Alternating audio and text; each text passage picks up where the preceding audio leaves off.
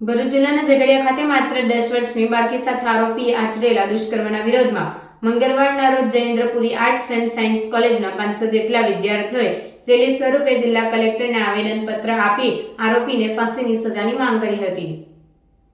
ભરૂચ જિલ્લાના ઝઘડિયા જીઆઈડીસીમાં માત્ર 10 વર્ષની બાળકી સાથે તેના જ પડોશીએ ક્રૂરતાપૂર્વક દુષ્કર્મ આચરતા તેની હાલત ગંભીર બનતા વડોદરામાં સારવાર દરમિયાન ગત રોજ 8 દિવસની સારવાર બાદ બાળકીએ આખરી શ્વાસ લીધો હતો।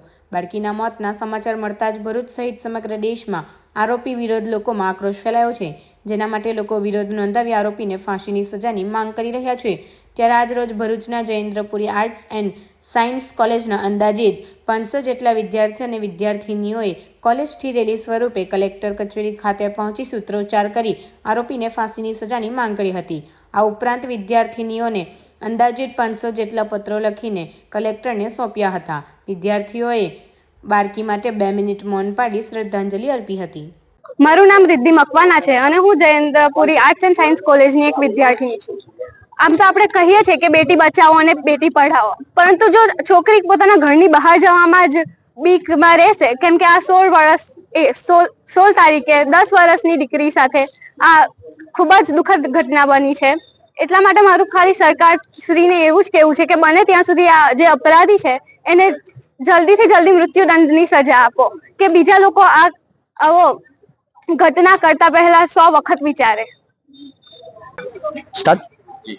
16 તારીખના રોજ જે 10 વર્ષની બાળકી પર જે ક્રૂર રીતે બળાત્કાર થયો છે, તે અંતર્ગત આજે ભરૂચ જિલ્લાના તમામ યુવાઓ તેમજ તમામ કોલેજના વિદ્યાર્થીઓ આજે એમની વેદનાના પત્ર લઈને 1000 થી પ્લસ વેદનાના પત્રો લઈને આજે કલેક્ટર શ્રીને પાસે આવ્યા છે।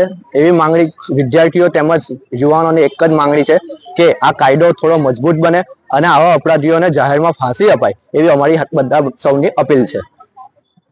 હું કૃષ્ણા સોલંકી શ્રી જયેન્દ્રપુરી આર્ટ્સ એન્ડ સાયન્સની વિદ્યાર્થીની છું।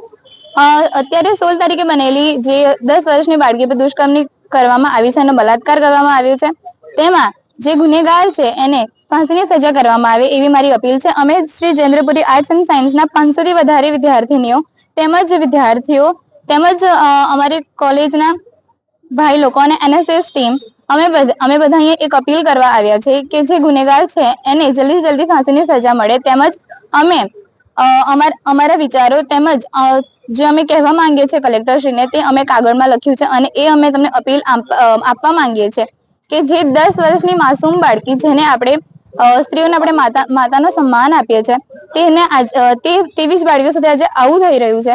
તો અમારી કલેક્ટરશ્રીને બસ એક જ અપીલ છે કે છોકરીને જલ્દીથી જલ્દી ન્યાય આપવામાં આવે।